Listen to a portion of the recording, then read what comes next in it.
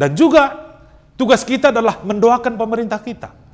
Bukan hanya ketika kita berada di gereja, tapi di dalam tengah-tengah keluarga kita, kita ambil bagian mendoakan pemerintah kita dari yang tertinggi sampai yang terendah, supaya mereka mampu melakukan tugas panggilannya.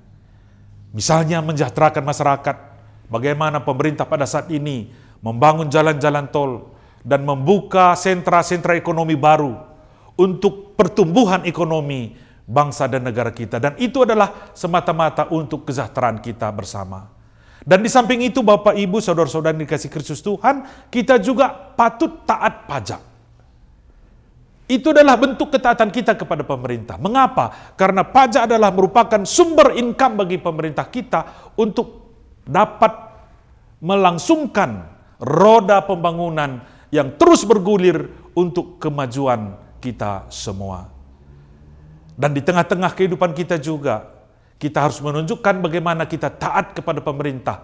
Salah satunya misalnya, ketika kita beretika di tengah-tengah lalu lintas, ketika kita mengendarai kendaraan kita di traffic light, bahwa ketika lampu merah kita bisa berhenti, dan ketika lampu hijau kita jalan.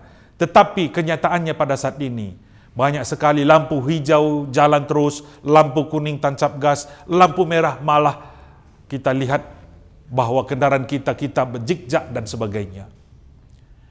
Jadi ketaatan kita kepada pemerintah kita tunjukkan mulai dari hal-hal yang terkecil di dalam kehidupan kita. Dan ketika kita menemukan ada pemerintah di dalam kealfaannya melakukan tugas dan fungsinya, kita boleh mengingatkan dia melalui suara kenabian, khotbah-khotbah di gereja, atau tulisan-tulisan yang memberikan masukan-masukan yang positif.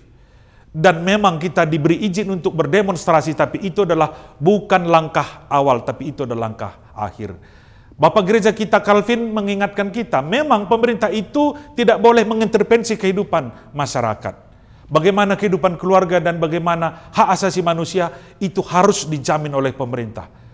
Tetapi tugas kita juga adalah bagaimana mendukung dia di dalam setiap program yang dia lakukan.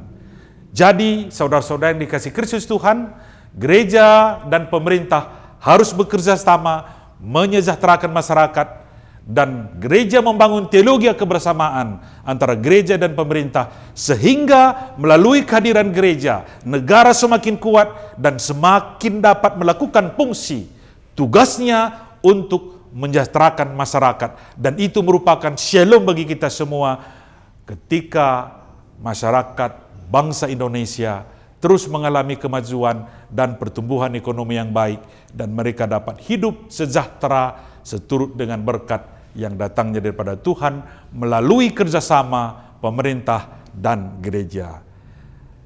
Terima kasih, shalom, menjuah-juah kita kerina.